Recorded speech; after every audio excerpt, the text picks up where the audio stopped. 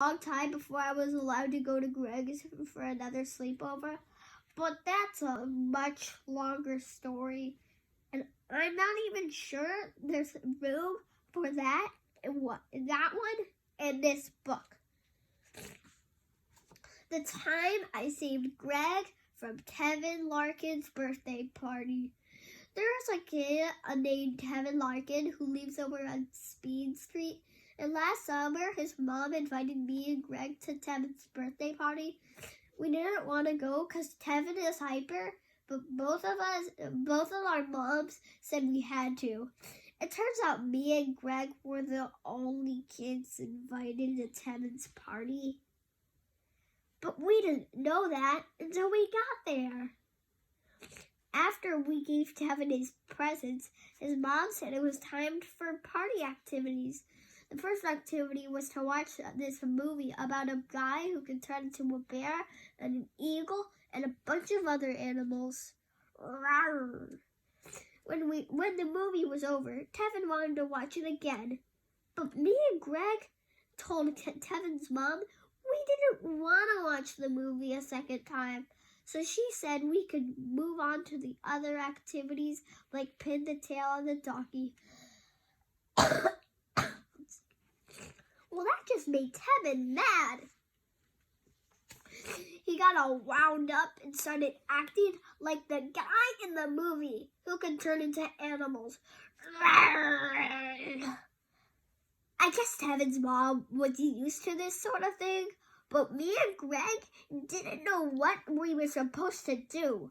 We asked Miss Larkin if she could take us home, but she said there are still 2 hours to go in the party.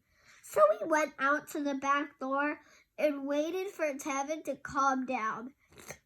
But eventually Kevin found us, and now he was acting totally nuts. I took a few steps back to get out of Kevin's way, but that's when I fell into a giant ditch. Luckily, the ditch wasn't too deep, or I would have probably broke some bones. But when I got to my feet, I heard these buzzing noises. I heard this buzzing noise all around me. It turns out there was a hornet's nest at the bottom of the ditch, and they were all stirred up. I got stung 12 times, and 2 of the stings were inside my mouth. Miss Larkin had drove me home early, and Greg hitched a ride too. Anyway, Greg has always said he owes me for getting him out of that party, and I put it in this book in case I ever need to remind him.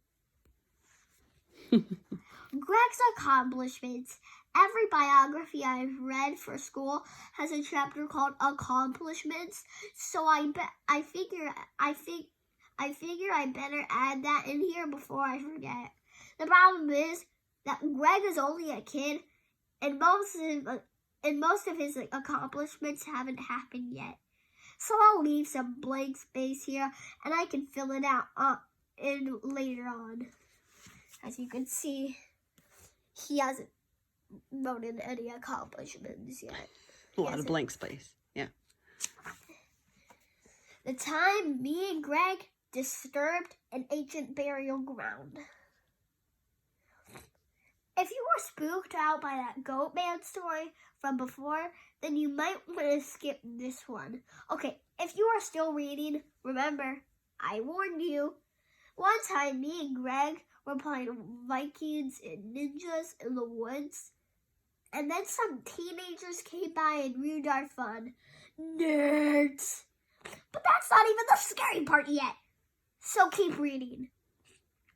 Me and Greg went farther back in the woods to get away from those teens. Greg said we should build a fort, so if they came looking for us, we can protect ourselves. So we spent the rest of the afternoon making a fort out of sticks and logs. Greg said we should probably put some rocks on our fort in case things got really bad. But it was starting to get dark, and there weren't a lot of rocks lying around in the woods anyway. then I tripped over something, and guess what? It was a big rock. Trip.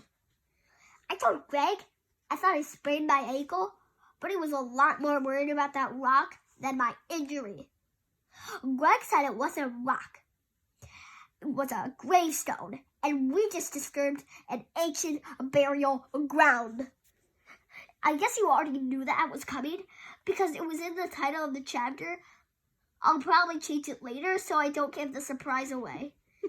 Anyway, me and Greg were totally spooked out by this ancient burial ground thing, and by now it was really dark, so we were extra scared. But Greg must have totally forgot about my ankle because he took off and I couldn't keep up. Zow! I kept waiting for Greg to come back, but he never did.